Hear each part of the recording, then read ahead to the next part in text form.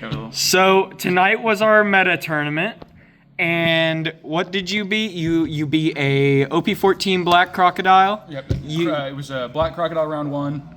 Round 2 was RG Luffy. Round 3 was Red Blue Ace. I went first in the Croc matchup, right? Okay. Yes. Because that was you. I know Ace made me go first. RG Luffy, I can't remember if he made me go first or second. I want to say I went first. I didn't even know if RG Luffy wants second, but of course he didn't have the starter deck pieces, so I mean it's not like he was. It's not like it was a big deal. No. RG Luffy with the new starter deck stuff, that's really scary. But thankfully, we just didn't get him in town. So I guess now time for the deck. For the 1-drops, it's pretty cut and dry. It's just standard shit across the Bonney. For 1, we've got our Laboon. Got to see that in any matchup that does a lot of removal, like Crocodile. Crocodile's so good at killing. Crocodile does not do removal. I would say Foxy does more removal. Yeah, you should have played Foxy tonight. That would have been so fucking funny, dude. I should have. No, it was really good in the Ace matchup, especially. Red Green Luffy doesn't do too much removal. He's also kind of doing the green thing of freezing your shit. Ace, though, he's got like some bottom deck. He's got some bounce pieces. So when I played against, like, literally turn 1, dropped the Laboon, and he just kind of couldn't do anything from then on out in terms of removal. Mm-hmm. And then, of course, everyone's favorite 2K, Scratchman a Poo. Normally, I would say this card doesn't really do anything, but, since 15, you have to kind of see this in the NL matchup, so you can just tap his little goobers down and take him out. It has been very useful in, like, the Zora matchup, where he drops, like, I don't think any other Zora does it anymore other than fucking what's-his-face, but he drops the Koshiro, and there was that one time last week, instead of playing the Hody, I went for the style points by tapping it down with the Apu and then throwing like a million at his fucking forehead. Mm-hmm. And then I think last up for our 1-drops is the Bonney Searcher, which of course on the topic of searchers, we run 7. We do 4 Bonnies and 3 kids. 3 Kitten Killers, I mean. So the reason I choose to run 3 Kitten Killer is because the deck's very consistent. We don't really have an issue with searching out a lot of our things, but having the extra searches is important. It's a 2-drop versus a 1. Like, I know Bonnie is still 2 for the search, but I can just drop her pass like I usually do, whereas Kitten Killer demands that I have the 2. But most of the utility, admittedly, from Kitten Killer is coming from the on-opponent's attack. But as the deck changes and grows, there's like less supernovas that we're even searching like at all. I think next set we're going to see a lot of like the red hair pirates type Bonnie shit. So there's not a single doubt in my body that these are going to start maybe not being completely shelved, but these are going to start going down as like deck space gets tighter and more cards get printed. I only do 2 copies of the 3-cost Bonnie. I would like to do the full 3, like, I typically run the 3-cost, or 3 of them, but here lately it's just been much better to have the extra slots of, our bigger blockers like the Uruj, of course, who I run it for. What's the reason for running the Uruj? Uruj, I choose to run this over the SEC Bonnie. I don't like the SEC Bonnie. I know resting the 8 is pretty easy in this. Like, for example, Green Yellow Law, I figured out that like it was just bait in this deck. It doesn't do anything. I'm also not worried about like getting aggressive with the blockers either, because I don't run the 8-cost Law, and I guess I'll get into that later.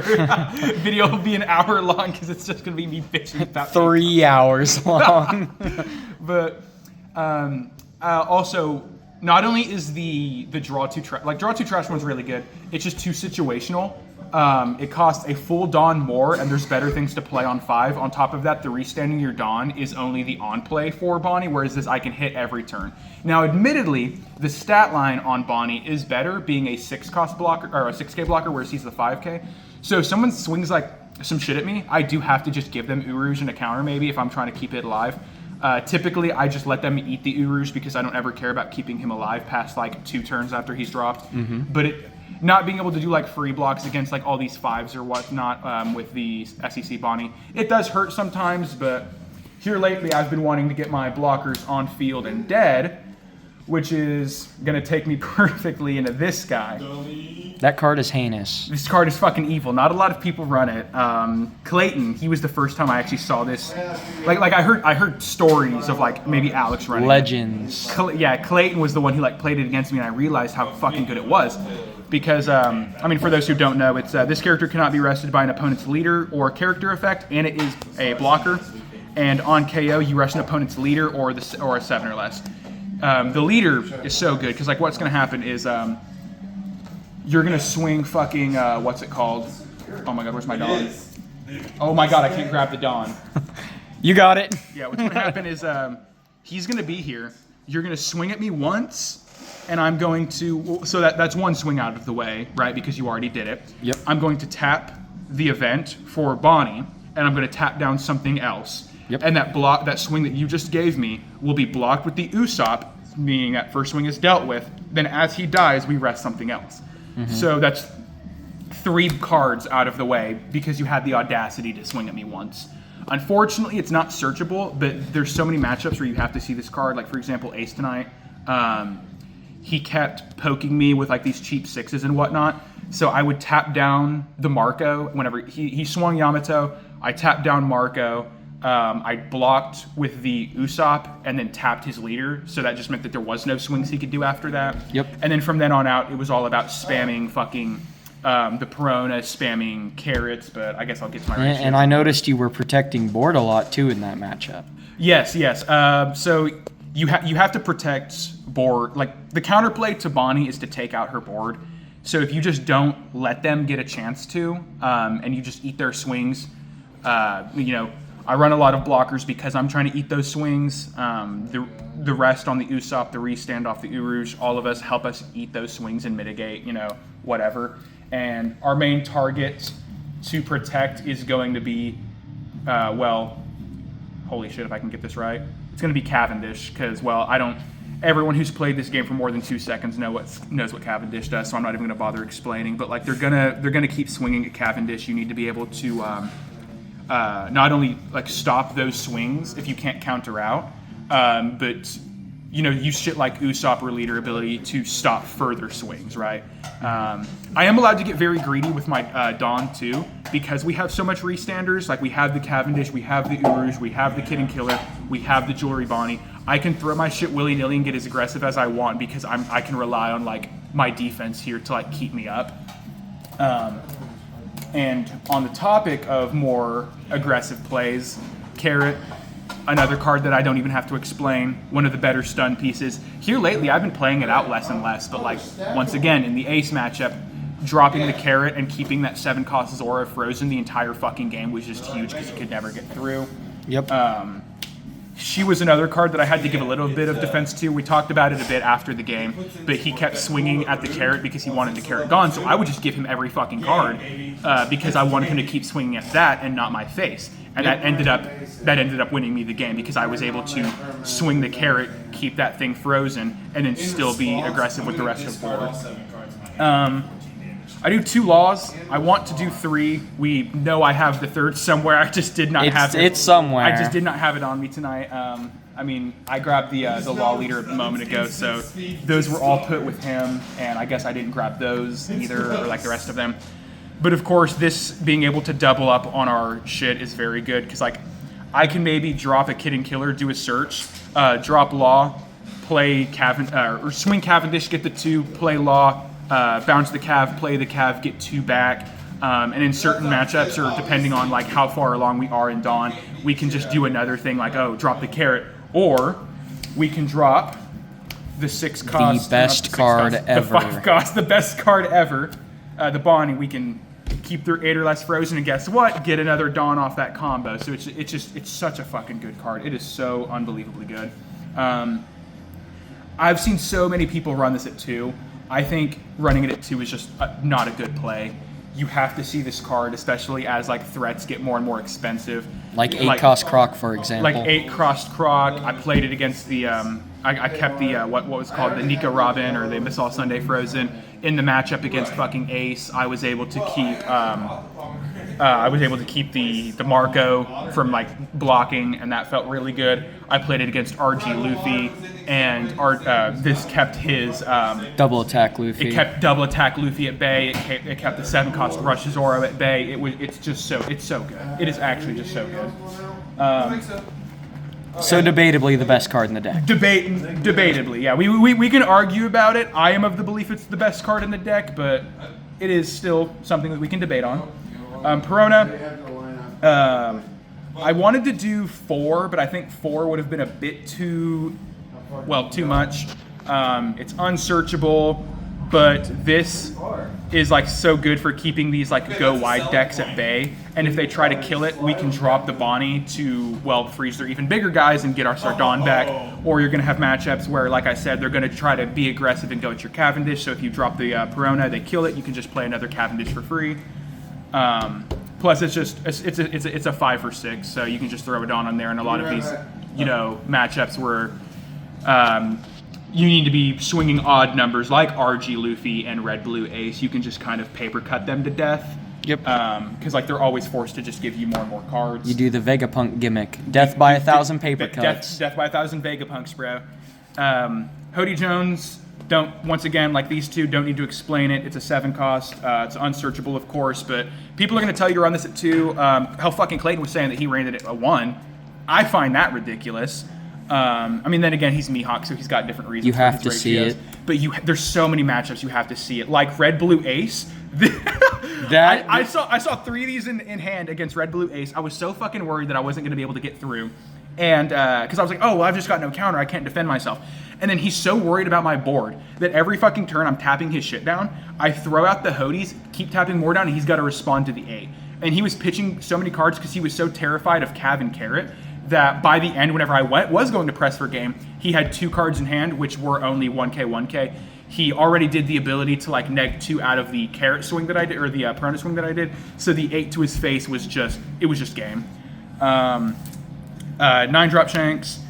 Once again, another card where it's actually the exact opposite of Hody Jones, where like people run less of this and more of this. I say run more of this, less of this. There's so many matchups where this just kind of like wins.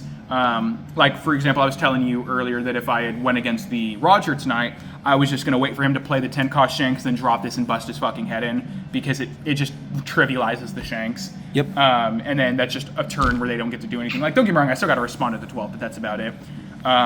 It is a brick. That's the only reason I'm not running more. If this was actually like a 1K or something like that, full 4. Straight up, I would say it's a full 4. It would be a lot better. You really don't want to stick the Shanks until you have a Cavendish, because there's nothing worse than dropping the Shanks whenever you only have whenever you are at 10, because then you only get the 1 Don. Yep. Now, we do have ways to like mitigate the pain brought on by that, by of course having Cavendish, so we can go up to 3, meaning that I can windmill out. This event, if I want to blow something up, freeze some shit. About those. And then, of course, we have the Usopp, or not the Usopp. We have the Urus and the Jewelry Bonnie to keep our Dawn up. The Carrot, not the Carrot. The Cavendish does that too. And then, this shit right here. I want to do a full 4. I think I went down to 3 quite literally because I wanted to be able to fit in more blockers. But this is absolutely a full 4. I don't really agree with it at 3 because this is another card where, like Hody Jones, you have to see it. I played literally all 3 copies against Red Green Luffy. He could not get through. He could not punch me with his... and Crocodile. And Crocodile. Yeah, dude, honestly, all of my matches tonight, I saw every single one of them. Well, I did not see... I saw 1 against Ace, and that was it. What killed Ace was the fact that I saw 2 Peronas, and the Carrot, I just wasn't giving him the Carrot. Yep. So being able to, like, freeze his goobers, or his like cheap guys, like I would do these, stun his Yamato, stun his Marco, so that way they couldn't block, then swing, throw Dawn on the Carrot, swing 7 face, stun the Zoro, then we hit him with like the Cavendish, because he's probably going to give us the fucking, the 2K off that, then we can get the 2 off here, and then just get more aggressive with everything else. Like the 2 there is going to help go on to Bonnie, like leader, that's 7 face, or one of these where it's 8 face. there's just a lot of matchups where I think this is one of the best cards in the deck, so I think running it at 3 just isn't enough. Or I guess if you're gonna really zoom in on everything, let me go ahead and spread these back out. But yeah, I don't really. I guess. Oh shit! I was gonna talk about it. 8-cost Law. That card fucking sucks. That card actually just mitigates all of the mind games required for this game. And you're going to drop that, and yeah, it's going to feel good to stun something, but you dropped an 8 to freeze one dude for 1 turn. And then at the end of your turn, you're standing all of your cards. Like, don't get me wrong, it's cool because it means that you can protect Cavendish. It means you can protect Carrot, Perona, whatever, right? But it also means if you try to get aggressive with your blockers, you can set them up, and now they just don't have, your opponent doesn't have anything at board to swing with. And, I mean, as you could tell by the Apus and the Laboons, these are the only 2Ks I run, meaning that we need to be able to, well, see these in the event that happens, or, I mean, don't get me wrong, we can stand the blockers back up, like I said, but you're not going to want to get aggressive with them in this deck anyway, so there's no point in playing something that's going to allow you to get aggressive, because if your Perona, Cav, Carrot just is not putting in work, then you are probably going to lose that matchup anyway. On top of that, Law is a brick. There's been so many times where I've died literally because I played it out, or because I chose to keep it in hand, right? And we don't run Side of Justice anymore, so there's no way to filter those bricks out of our deck, or out of our hand. So I just don't agree with it. If you want to run it, that's on you. I cards on the table, I will look down on you for running it because I think it's the most bait card ever printed. I mean, it's pretty all right in Green Yellow Law, where you know that I mean, I was gonna say 5-cost Bonney is bait in this deck. But you're able to get aggressive with them and keep drawing your cards, which is much better because you have access to yellow. You also run Borsalino, so you can get aggressive there, and that's why the 8-cost Law would probably be more justifiable in that deck. Green Bonney, no, just not. There's too many things that you want to play out on these high dawn turns, like the Hody, like the Shanks. There's just, you're just better off not doing it. And I guess that's kind of it for the deck. Let's see, matchup, knowledge, or I can't really think of like any matchups. I guess knowing what to tap and when to tap it. Knowing what to tap is going to be very important, because like there's going to be times where maybe you want to be like, oh, well, I need to tap down this other thing so I don't have another swing coming at me. But Bonney is so good at cracking people open that you need to just be able to take those swings, get more cards, because, well, hand size is something that kills the deck, especially given the fact that I don't run the SEC Bonney.